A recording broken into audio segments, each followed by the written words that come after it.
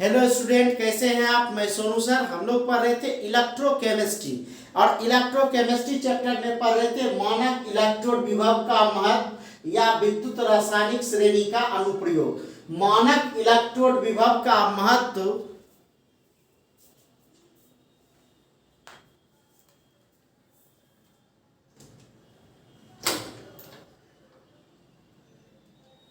और देखे थे क्या इसमें। पहला प्रतिस्थापन अभिक्रिया। प्रतिस्थापन अभिक्रिया का मतलब क्या हुआ सर कि एक जगह से दूसरे जगह तक क्या कर देना, भेज देना, हटा देना कि एक को दूसरे जगह भेज देंगे तो यह प्रतिस्थापन होता है। तो पहला है धातुओं का विस्थापन। कहां से कहां हम लोग पढ़े थे इलेक्ट्रोकेमिकल सीरीज, विद्युत रासायनिक श्रेणी। इस विद्युत रासायनिक श्रेणी में धातुओं का विस्थापन होगा। तो किसमें होगा, तो क्या होगा, जो ज्यादा सक्रिय धातु है वह अपने से कम सक्रिय धातु को क्या कर देगा, विस्थापित कर देगा, हटा देगा। तो वही कहता है इसमें कि इसमें जो हम लोग देखेंगे इलेक्ट्रोकेमिकल सीरीज में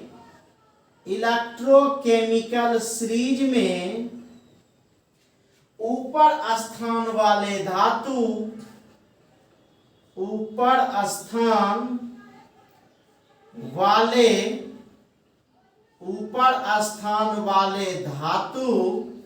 इलेक्ट्रोकेमिकल सीरीज में ऊपर स्थान वाले धातु नीचे स्थान वाले धातु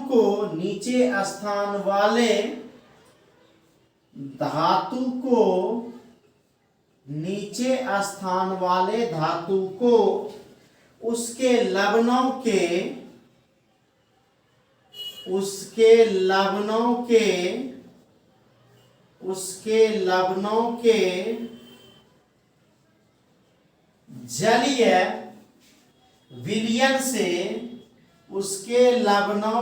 जलीय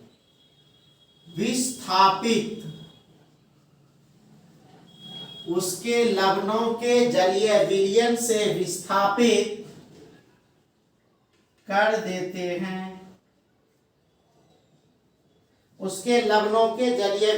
विस्थापित कर देते हैं। जैसे एग्जाम्पल हम लोग देखें, कहता है जिंक की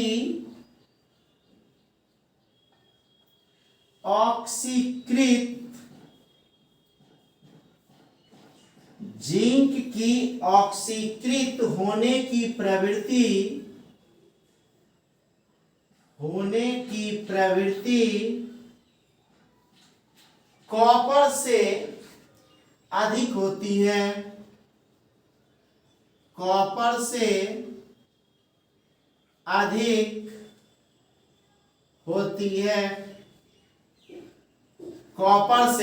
अधिक होती है। दूसरा देखेंगे हम लोग भी, धातुओं द्वारा अम्लों से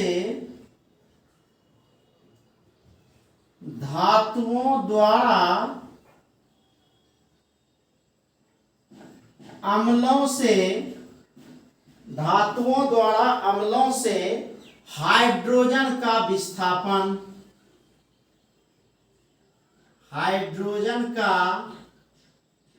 विस्थापन, ठीक है। धातुओं द्वारा अम्लों से हाइड्रोजन का विस्थापन। कैसे धातु द्वारा अम्ल से हाइड्रोजन क्या होता है, निकल जाता है। तो कहता है ऊपर स्थान पर स्थित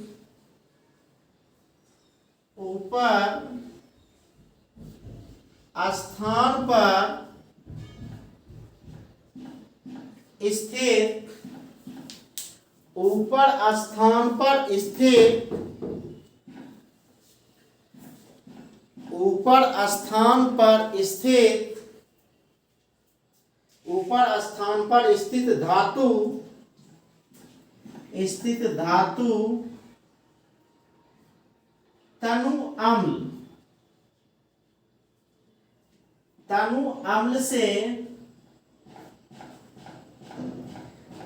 अम्ल से हाइड्रोजन तनु अम्ल से हाइड्रोजन मुक्त करते हैं, तनु अम्ल से हाइड्रोजन मुक्त करते हैं और श्रेणी में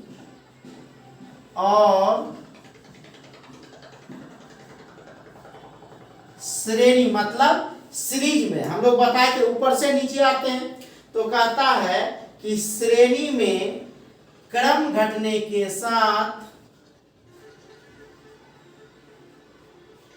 श्रेणी में क्रम घटने के साथ तनु अम्ल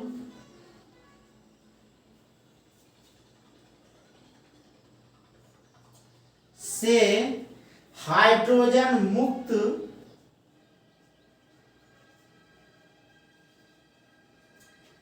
करने की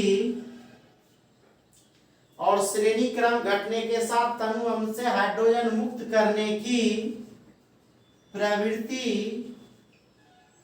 घटती है, प्रवृत्ति घटती है। ध्यान दीजिए, ऊपर स्थान पर जो भी होगा स्थान पर स्थित धातु तनु अम्ल से हाइड्रोजन मुक्त करता है, लेकिन जैसे श्रेणी में नीचे आते गए वैसे हाइड्रोजन मुक्त करने की प्रवृत्ति क्या होने लगती है, घटने लगती है। फटाक से स्क्रीनशॉट लीजिए।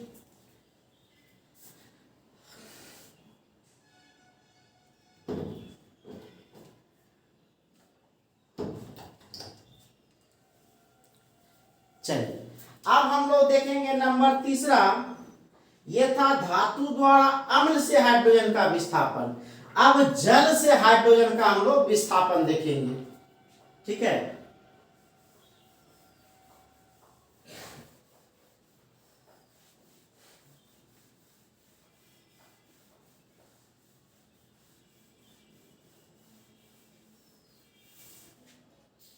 क्या देखेंगे, धातु द्वारा जल से हाइड्रोजन का विस्थापन, सी, धातु द्वारा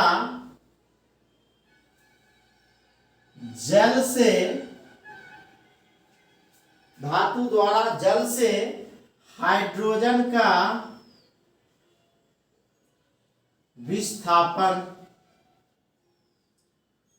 धातु द्वारा जल से हाइड्रोजन का विस्थापन, ठीक है। इसके पहले देखे थे अम्ल से हाइड्रोजन का विस्थापन, यहां देख रहे हैं जल से हाइड्रोजन का विस्थापन। तो कहता है कि इलेक्ट्रोकेमिकल सीरीज में, मतलब विद्युत रासायनिक श्रेणी में Fe से, Fe मतलब होता है लोहा, Fe से ऊपर, Fe से ऊपर स्थित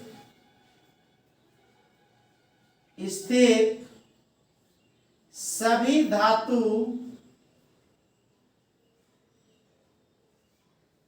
इलेक्ट्रोकेमिकल सीरीज में Fe से ऊपर स्थित सब, वो जो सीरीज बनाए थे आप पेज नंबर 68 वाला, उसके Fe से जो भी लोहा से ऊपर स्थित जो भी धातु है, कहता है उदासीन जल से,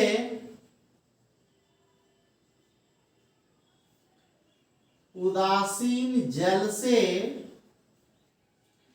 हाइड्रोजन विस्थापित करता है, उदासीन जल से हाइड्रोजन विस्थापित करता है, मतलब हटा देता है, विस्थापित करता है,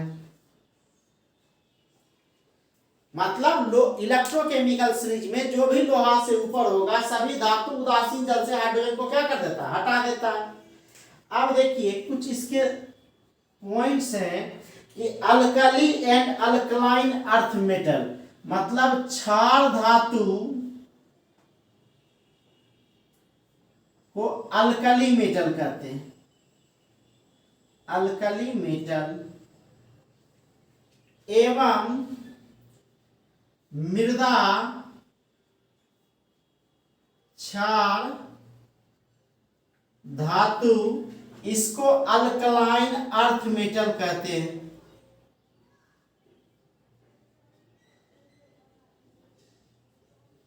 इसको अल्कलाइन अर्थ मेटल कहते हैं। तो क्षार धातु एवं मृदा क्षार धातु ठंडे जल से हाइड्रोजन मुक्त करते हैं।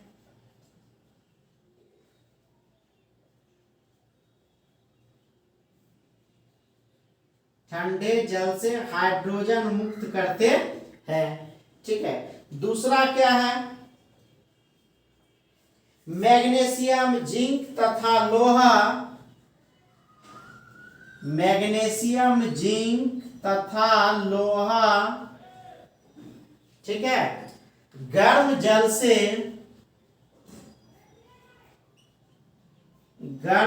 से हाइड्रोजन मुक्त करते हैं। गर्म जल से हाइड्रोजन मुक्त करते हैं। ठीक है, फटाक से इसका स्क्रीनशॉट ले लीजिए।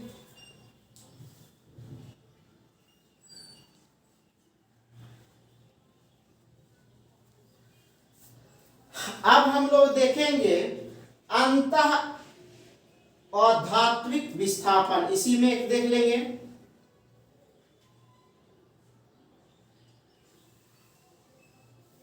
सी के बाद हम लोग डी देखते हैं।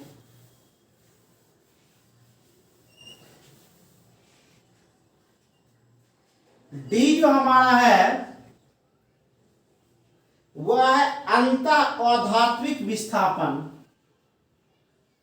अंतः अधात्विक विस्थापन। अंतः अधात्विक विस्थापन, यह अंतः अधात्विक विस्थापन क्या होता है? तो कहता है इलेक्ट्रोकेमिकल सीरीज में ऊपर वाले अधातु को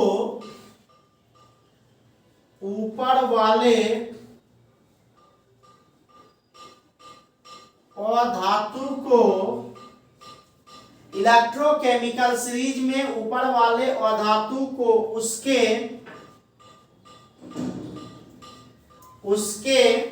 लवणों से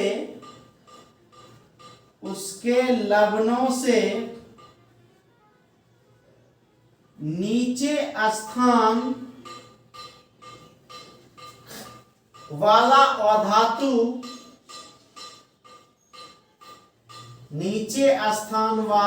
अधातु क्या कर देगा? विस्थापित कर देता, हटा देता, विस्थापित कर देता है, विस्थापित कर देता है। क्योंकि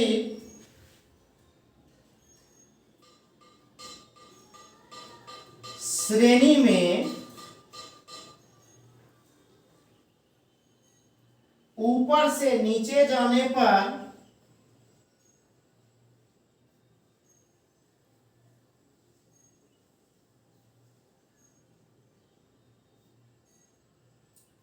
क्योंकि श्रेणी में ऊपर से नीचे जाने पर ऑक्सीकारक शक्ति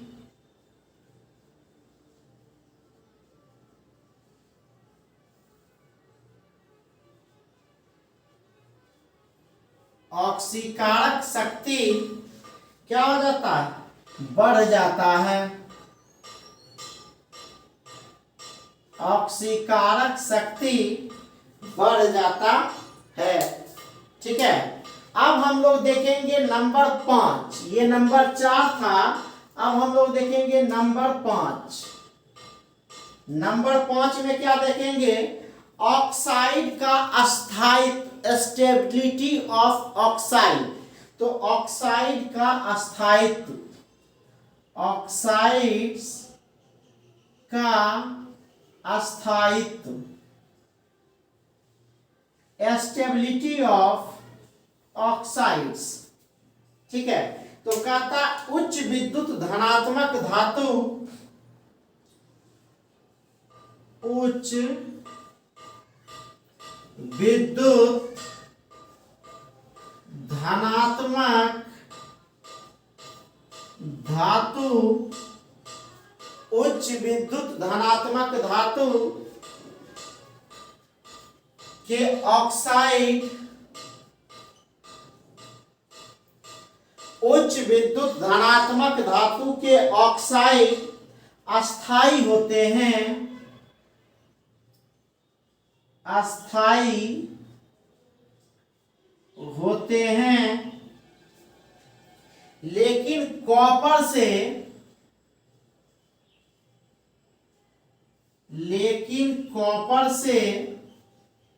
नीचे स्थित कॉपर से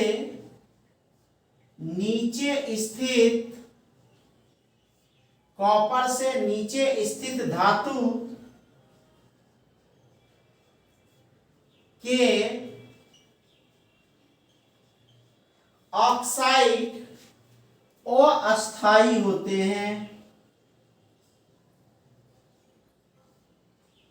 अस्थाई होते हैं। ठीक है, कहता उच्च विद्युत धनात्मक धातु के ऑक्साइड अस्थाई होते हैं, लेकिन कॉपर से जो भी स्थित धातु होगा नीचे वह सब क्या होता है, अनस्टेबल होता है, वो अस्थाई होता है। ठीक है, अब एक और है धातुओं का निष्कर्षण। ठीक है, जिसको फटाक से स्क्रीनशॉट ले लीजिए।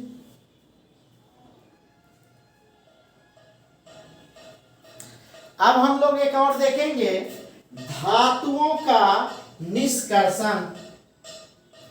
धातुओं का निष्कर्षण, धातुओं का निष्कर्षण, ये हमारा 5वां हो जाएगा। धातुओं का निष्कर्षण 5वां होगा, धातुओं का निष्कर्षण, धातुओं का निष्कर्षण, धातुओं का निष्कर्षण। ठीक है, ये हमारा 5वां पॉइंट, धातुओं का निष्कर्षण। तो धातु का निष्कर्षण क्या होगा सर? 3 4 5, ये छठा हो जाएगा सर। धातुओं का निष्कर्षण कहता उच्च विद्युत धनात्मक धातु, उच्च विद्युत धनात्मक धातु, उच्च विद्युत धनात्मक धातु निम्न विद्युत धनात्मक, निम्न विद्युत धनात्मक धातु को, निम्न विद्युत धनात्मक धातु को, उच्च विद्युत धनात्मक धातु निम्न विद्युत धनात्मक धातु को उसके लवण के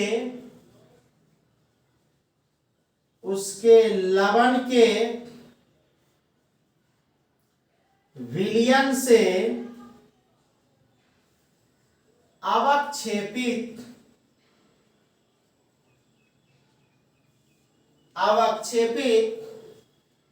करते हैं।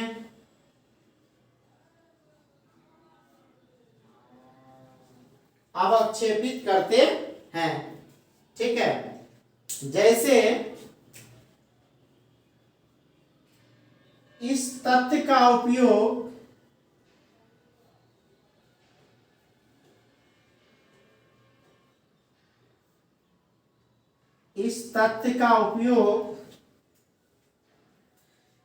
Ag तथा Au मतलब चांदी तथा सोना, Ag तथा Au के निष्कर्षण में किया जाता है।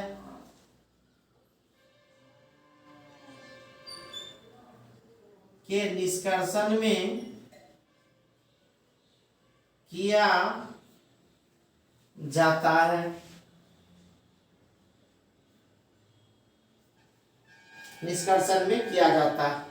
इस प्रोसेस का नाम है sir cyanide process.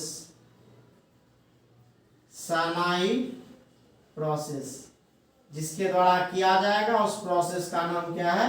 Cyanide process. ठीक है, अब इसके साथ ही सर ये हमारा इलेक्ट्रोकेमिकल सीरीज समाप्त हो गया। अब हम लोग देखेंगे नेल्सन इक्वेशन। ठीक है, वो काफी इंपॉर्टेंट और वीवीआई है। आई होप कि आपको समझ में आया होगा, इसको लिख लीजिएगा। ठीक है, इसके बाद हम लोग जो भी देखेंगे नेक्स्ट वीडियो में। Thank you.